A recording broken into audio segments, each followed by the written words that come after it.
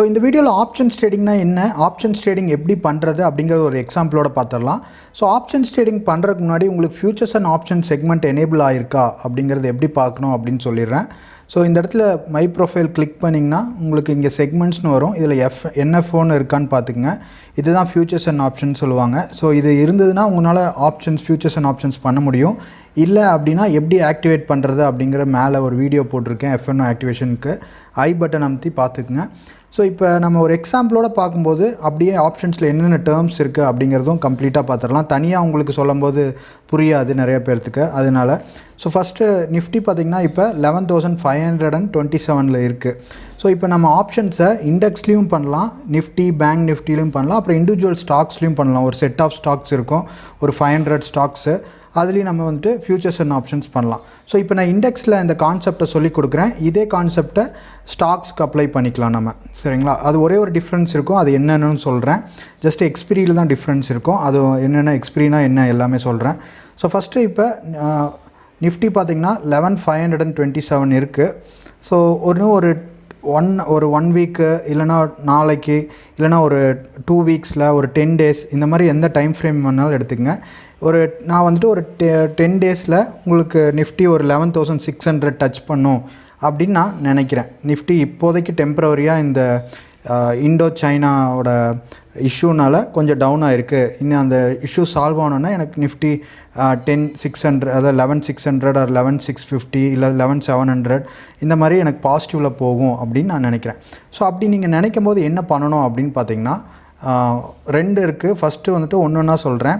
First call option ஒன்று இருக்குது. So கால் ஆப்ஷனை வந்துட்டு பை பண்ணணும். மார்க்கெட் வந்துட்டு மேலே போகும்போது கால் ஆப்ஷனை பை பண்ணணும். அது எப்படி பை பண்ணுறதுன்னு சொல்கிறேன். இப்போ நிஃப்டி நீங்கள் எந்த ஸ்ட்ரைக் போகும்னு நினைக்கிறீங்க அப்படிங்கிறத டைப் பண்ணிக்கங்க. நான் வந்துட்டு 11,600 போகும் அப்படின்னு நினைக்கிறேன். ஸோ இப்போ 11,600ன்னு டைப் பண்ணணுன்னா இது எல்லாமே இதை போய் வந்துட்டு ஸ்ட்ரைக்னு சொல்லுவாங்க. இது ஃபஸ்ட்டு டேர்ம் ஞாபகம் வச்சுக்கோங்க, நோட் பண்ணிக்கிறேன். ஃபஸ்ட்டு கால்னால் என்னென்னு பார்த்துட்டோம். இப்போ பாசிட்டிவாக போகும்போது காலை பை பண்ணுறேன். இப்போ அது எந்த ப்ரைஸுக்கு போகுது அப்படிங்கும்போது அது வந்துட்டு ஸ்ட்ரைக். இந்த ஸ்ட்ரைக்கை வந்துட்டு நான் பை பண்ண போகிறேன். 11,600 ஸ்ட்ரைக்கை பை பண்ண போகிறேன். ஸோ இப்போ இதில் உங்களுக்கு நிறைய வேல்யூ இருக்குது. 11,600 சிஇ இருக்குது. பிஇ விட்டுருங்க, அடுத்தது பார்க்கலாம். ஃபஸ்ட்டு சிஇ காலை பார்த்துட்ருக்கோம். கால்னால் சிஇ ஷார்ட் டேர்ம், அதை ஞாபகம் வச்சுக்கோங்க. ஸோ அடுத்தது பார்த்திங்கன்னா நிஃப்டி 3rd செப்டம்பர் இங்கே இருக்குது 3rd. அடுத்தது பார்த்திங்கன்னா 10th செப்டம்பர், 17th செப்டம்பர் இந்த மாதிரியெல்லாம் இருக்குது. ஸோ இப்போ இந்த இடத்துல எதுவுமே இல்லை. ஒன்று வந்துட்டு வெறும் செப்டம்பர் இருக்குது, 3rd 10th 17th இப்படி இருக்குது. ஸோ இதெல்லாம் என்ன அப்படின்னா உங்களுக்கு எக்ஸ்பீரியஸ்னு சொல்லுவாங்க. அதாவது அந்த நாள் வரைக்கும் தான் இந்த கான்ட்ராக்ட் வந்துட்டு ரன் ஆகிட்ருக்கும், அதுக்கப்புறம் இது இருக்காது. ஸோ இப்போ என்னென்ன அப்படின்னா இப்போ 3rd செப்டம்பர் எல்லா வியாழக்கிழமையும் எக்ஸ்பீரி அந்த கான்ட்ராக்ட் வந்துட்டு எக்ஸ்பீரி ஆகும். அந்த வியாழக்கிழமை வரைக்கும் தான் இது இருக்கும். அடுத்தது பார்த்திங்கன்னா 10th இப்போ இருக்குதா இங்கே 10th செப்டம்பர்.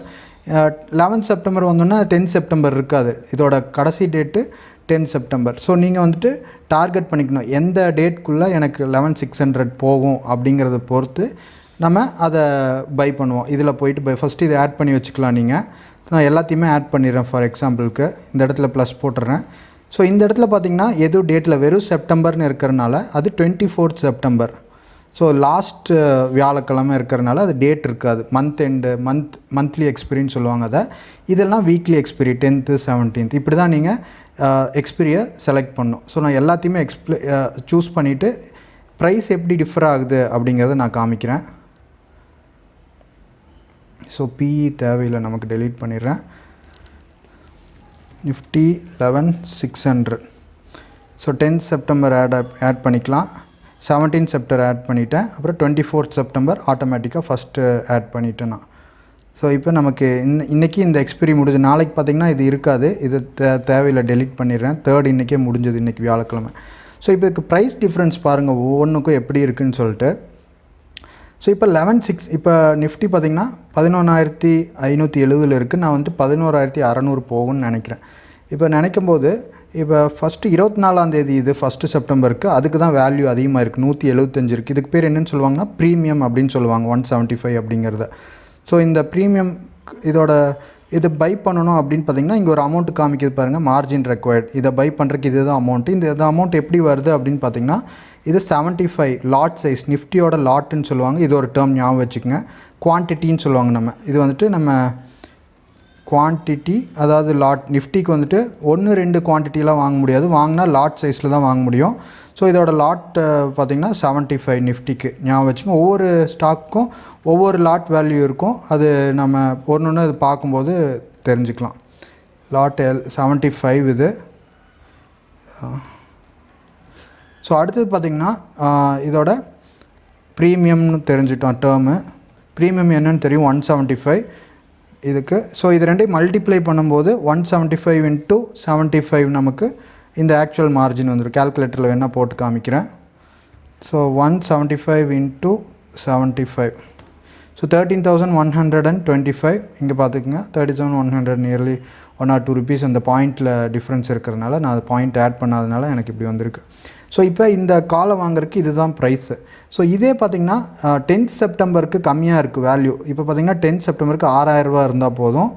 17th செப்டம்பருக்கு உங்களுக்கு 10,000 ரூபா இருந்தால் போதும்.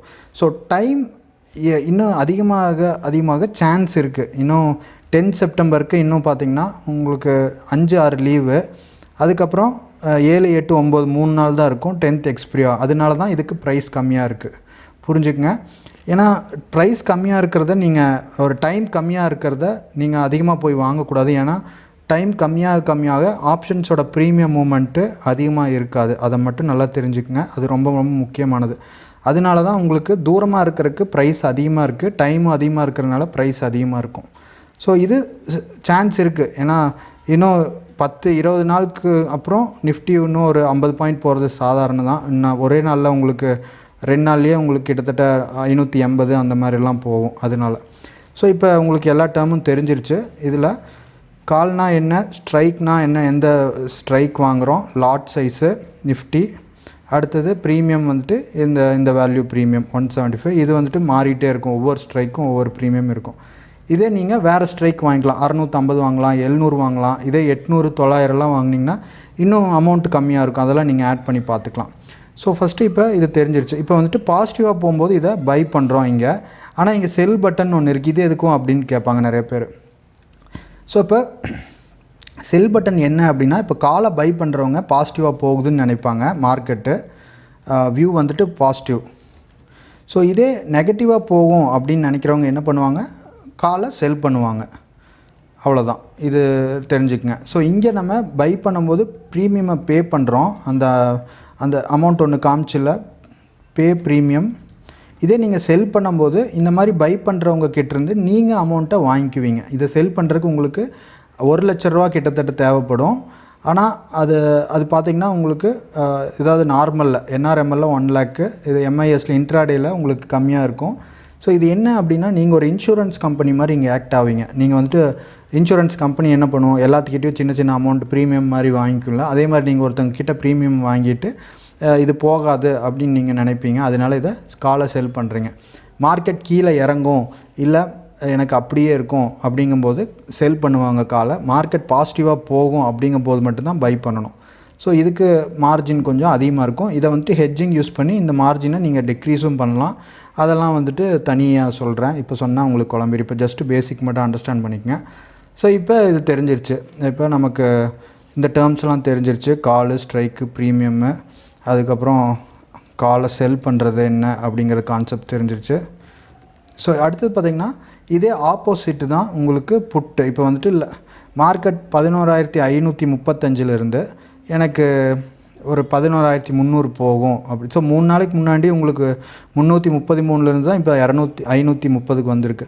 எனக்கு திருப்பியும் இறங்கும் அப்படிங்கும்போது என்ன பண்ணணும், நீங்கள் நிஃப்டி 11,300 அதே மாதிரி தான். இது இப்போ பார்த்தீங்கன்னா புட்டை பை பண்ணணும். பிஇன்னு இருக்குது பாருங்கள், அது வந்துட்டு CE.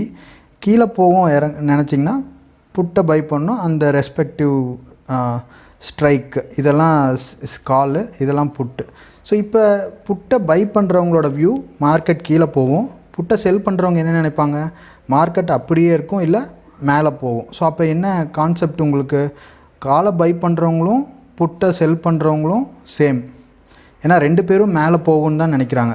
Call by and put இது கொஞ்சம் உங்களுக்கு கன்ஃபியூஸ் ஆகிற மாதிரி இருக்கும், ஆனால் நல்லா அண்டர்ஸ்டாண்ட் பண்ணிங்கன்னா உங்களுக்கு ஈஸியாக இருக்கும். Sell put same view positive or same view positive. காலை பை பண்ணுறவங்க மேலே போவாங்க, புட்டை செல் பண்ணுறவங்க, ஸோ புட்டை பை பண்ணுறவங்க தான் உங்களுக்கு கீழே போகும்னு நினைப்பாங்க. ஸோ இப்போ நம்ம அதுதான் சொல்லியிருந்தேன். இங்கே வந்துட்டு 11,300 கீழே போகும் அப்படின்னா பை பண்ணணும். அப்போ இதுக்கு ப்ரீமியம் பார்த்துங்க, மார்ஜின் ரெக்வயர்ட் இதெல்லாம் கம்மியாக இருக்கும் உங்களுக்கு, அது அப்டேட் ஆகும், அது நீங்கள் அதில் ஆப்லேயும் பார்த்துக்கலாம். ஸோ இப்போ put buy and call sell, call buy and put sell, put buy and call sell, same view, negative view, market down, view negative. So இதுதான் உங்களுக்கு இப்போ உங்களுக்கு ஒரு ஐடியா கிடச்சிருக்குன்னு நினைக்கிறேன். இவ்வளோ தான் ஆப்ஷன்ஸு பேசிக்காக.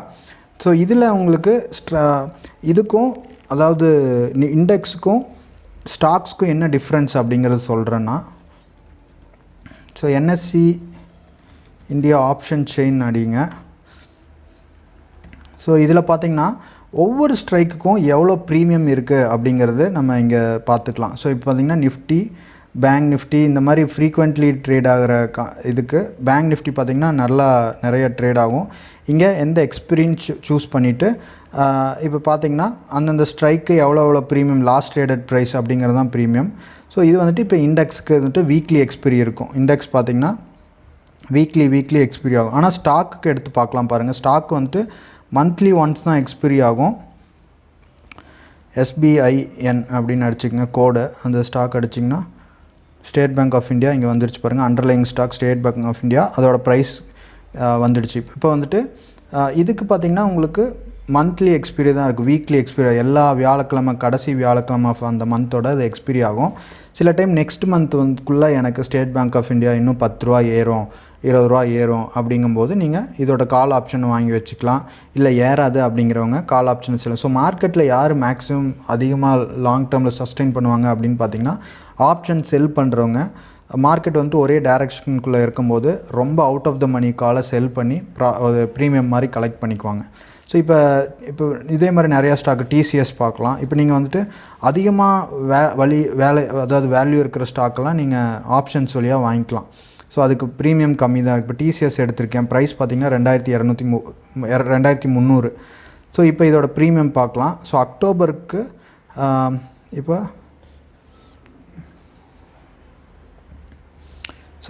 TCSோட 2000 இப்போ 300 இருக்குது. நான் 400 காலோட இது செப்டம்பர் இந்த மாதம் அக்டோபர் ரெண்டுமே பார்க்கலாம் எப்படி இருக்குன்ட்டு. ஸோ 30 ரூபா இருக்குது ப்ரீமியம். இதை பை பண்ணணும் அப்படின்னா எனக்கு 9000 ரூபா தேவை, 2400 போகிறக்கு. ஸோ இப்போ இது லைட்டாக மூவ் ஆனாலே உங்களுக்கு இதாகும். அதாவது நிஃப்டி இப்போ இது இன்னொன்று முக்கியமானது சொல்ல மறந்துட்டேன். இப்போ நிஃப்டி வந்துட்டு பாசிட்டிவில் போகுது, உங்களுக்கு லைட்டாக மூவ் ஆகுது அப்படின்னா இந்த ப்ரீமியம் மூவ் ஆகிட்டே இருக்கும். நிஃப்டி டுவர்ட்ஸ் நம்ம எக்ஸ்பெக்ட் பண்ண ஸ்ட்ரைக்குக்கு போகுது. 11,000 இப்போ 520 527 எனக்கு ஒரு 550 போகுது அப்படின்னா இந்த 175 ஒரு 180 185 மாறி இருக்கும். ஸோ அப்படியே உங்களுக்கு அந்த 75 இன்ட்டு எவ்வளோ ப்ராஃபிட் வந்து அதை அப்படியே கால்குலேட் பண்ணிக்கலாம். அந்த டிஃப்ரென்ஸை உங்களுக்கு ப்ராஃபிட்டாக வந்துடும். ஸோ இதுதான் ஆப்ஷன்ஸு. இதே மாதிரி ஸ்டாக்குக்கு அப்ளை பண்ணிக்கங்க. சிம்பிள் தான். ஏதாவது டவுட் இருந்தால் கீழே கமெண்ட்டில் சொல்லுங்கள். ஸோ தேங்க்யூ வீடியோ பார்த்ததுக்கு. இதுலேயே நிறையா இருக்குது, ஸ்ட்ராட்டஜிஸ் இருக்குது. ஆப்ஷன் செயினை நீங்கள் அனலைஸ் பண்ணலாம், எப்படி வந்துட்டு ப்ரைஸ் டெய்லி டிஃப்ரென்ஸ் ஆகுது, அதுக்கப்புறம் எந்தெந்த ஸ்ட்ரைக்கு எப்படி இருக்குது அப்படிங்கிறது இதில் போய் பார்த்துக்கலாம். இதில் இந்த சைடெல்லாம் காலு, இந்த சைடெல்லாம் புட்டு. இதுலேயே வந்துட்டு இந்த money at the money out of the மணின்னு இருக்குது. அது அடுத்த வீடியோவில் சொல்கிறேன். இப்போ சொன்னால் உங்களுக்கு கன்ஃபியூஸ் ஆயிரும். So thank you, bye bye. ஸோ உங்களுக்கு இன்னும் ஸ்ட்ராட்டஜிஸ் எல்லாம் வேணும் அப்படின்னா இந்த வீடியோ டிஸ்கிரிப்ஷனில் டீட்டெயில்ஸ் இருக்குது, பார்த்துக்குங்க. ஒரு 20 ஸ்ட்ராட்டஜி வச்சு ஆப்ஷன் பண்ணும்போது நமக்கு கொஞ்சம் சேஃப்டியாக இருக்கும். ஸோ இப்போ எப்படி ஒரு 2 நாள் அப்சர்வ் பண்ணுங்கள். இந்த அண்டர்லையிங் மூவ் ஆகுனா இந்த ப்ரீமியம் மூவ் ஆகுது, எப்படி மூவ் ஆகுது அப்படிங்கிறத பார்த்துட்டு அதுக்கப்புறம் நீங்கள் ட்ரேட் பண்ணுங்கள். பாய்.